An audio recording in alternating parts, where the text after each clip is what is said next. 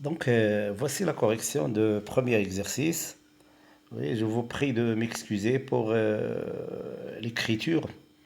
Oui, s'il n'est pas clair parce qu'il est difficile d'écrire sur l'écran. Alors, vous avez donc la première question, mais cette phrase à la voix passive. Oui. Mon chien poursuivit les lapins. Oui. Lorsque nous avons fait la voix passive, oui, si vous vous rappelez bien, je vous ai demandé de faire quelle est la première chose qu'il faut faire pour savoir est-ce qu'on peut mettre la phrase à la voix passive ou non. Qu'est-ce qu'il faut chercher? Il faut tout d'abord chercher le complément d'objet direct. Oui, il faut chercher le complément d'objet direct. S'il n'y a pas de complément d'objet direct, ça veut dire qu'on ne peut pas mettre la phrase à la voix passive. Donc, il faut écrire impossible. Donc, la première chose à chercher, c'est le complément d'objet direct. Donc là, donc, vous avez la phrase « Mon chien poursuivit les lapins ». Donc, le complément, bien sûr, c'est les... Donc, c'est par le complément d'objet direct qu'il faut commencer. Le complément d'objet direct devient sujet. Donc, autre chose, il faut voir le verbe. À quel temps il est conjugué? Vous avez ici le verbe poursuivi. C'est un verbe à l'imparfait. Donc, il faut lui ajouter l'auxiliaire être à l'imparfait. Donc, les lapins étaient. Voilà. Poursuivi. Donc, le verbe devient au participe passé. Attention, il s'accorde parce qu'il est conjugué avec être. Les lapins étaient poursuivis par mon chien. Mon chien qui était sujet devient complément d'agent. Ce qu'on appelle un complément d'agent. Oui. Deuxième exercice. Mais cette phrase à la voix active. Donc, c'est le contraire du premier exercice. Des livres ont été volés à la bibliothèque. Donc, pour mettre la phrase à la voix active, il faut chercher le complément d'agent qui va devenir sujet. Donc, il n'y a pas de complément d'agent, si vous avez remarqué. Hein? Absence de complément d'agent. Il n'y a pas par quelqu'un. Donc, c'est-à-dire le sujet, c'est on. Le sujet donc de la phrase à la voix active, ça va être on. Donc, on, je vais écrire on. Puis, je vais ajouter le verbe. Ont été volés. C'est-à-dire, c'est le passé composé. Donc, il faut effacer l'auxiliaire être et mettre le verbe au passé composé. Donc, on a volé. Il s'accorde avec on, la troisième personne du singulier. On a volé, oui, et le sujet devient complément d'objet direct. Le sujet à la voix active devient complément d'objet direct. Le sujet à la voix passive, excusez-moi, devient complément d'objet direct à la voix active. Donc, on a volé 10 livres et à la bibliothèque, c'est un complément circonstanciel de lieu, il va garder sa place. On ne va pas lui changer de place. Oui. Donc, il faut jouer de la voix active à la voix passive, de la voix passive à la voix active, oui, c'est-à-dire vice-versa. Il faut jouer sur le sujet, le complément d'objet direct et le verbe. Oui.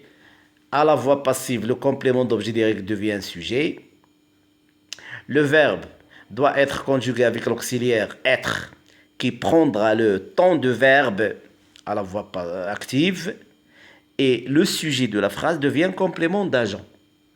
Lorsque c'est le contraire, c'est-à-dire je vais trouver la voix active, alors dans ce cas-là, je dois chercher le complément d'agent qui va devenir sujet et le verbe doit perdre l'auxiliaire être et il va prendre le temps de l'auxiliaire être et puis le sujet, le sujet de la voix passive va devenir complément d'objet direct à la voix active, tout simplement. Donc, il faut inverser la phrase. En arabe, à peu près, c'est la même chose, mais on ne peut pas comparer l'arabe au français. Hein. 3. Pose une question à partir des mots entre parenthèses. Donc, les mots qui sont entre parenthèses, c'est emprunter le verbe et livre. Donc, on a donc Suzy, moi, mon. Et je ne sais pas qu'est-ce qu'il a fait. Oui. Le verbe, c'est le verbe qui nous renseigne sur la question qu'est-ce qu'il a fait. Donc, on ne sait pas ce qu'il a fait de mon livre, ou bien qu'est-ce qu'il m'a fait, ou bien qu'est-ce qu'il m'a demandé, ou quelque chose. Donc, je vais utiliser que qu'est-ce que Suzy t'a demandé, ou bien je vais poser la question à l'interlocuteur qui m'écoute.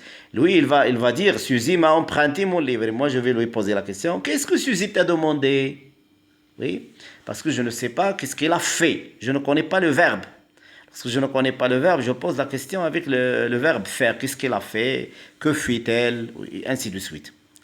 C'est une interrogation partielle. Est-ce que vous vous rappelez de ça?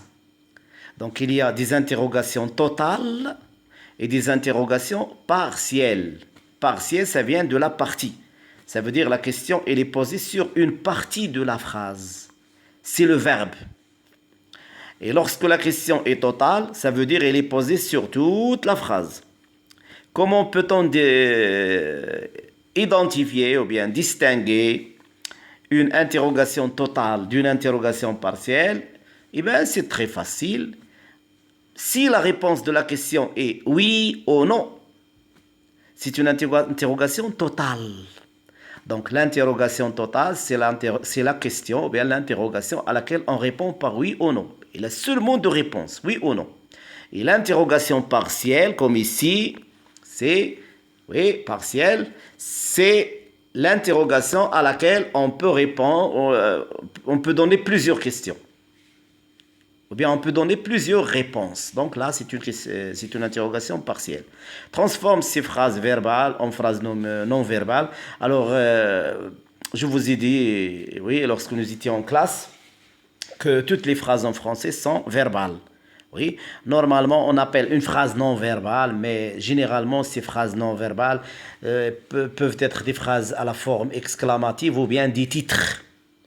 Titre d'une œuvre, d'un livre, d'un texte, oui. Alors, pour mettre une phrase verbale, oui, et là, à la forme non verbale, je dois jouer sur le verbe. C'est le verbe qui se transforme, oui, à la forme nominale. Il prend la forme nominale, il devient un nom. Donc, le prix de l'essence augmente. Donc, le verbe, c'est augmenter. Donc, je vais donc choisir le nom qui correspond à augmenter, c'est augmentation. Et je vais commencer par le verbe. Donc, je vais dire l'augmentation et je vais ajouter une préposition de. L'augmentation du prix de l'essence. Donc, là, c'est un titre, par exemple, titre d'un article. La même chose pour la deuxième phrase. On a mis en vente un château. Le verbe, c'est mis. Donc, je dois chercher le nom qui correspond à mettre. Donc, on dit mettre et le nom, c'est la mise. Et je vais commencer par la mise. La mise en vente du château. Et voilà. Voilà donc pour le premier exercice. Je ne sais pas, est-ce que vous avez... Comment vous avez trouvé? Est-ce que vous l'avez trouvé facile ou non? Mais de toute façon, il n'est pas difficile, hein?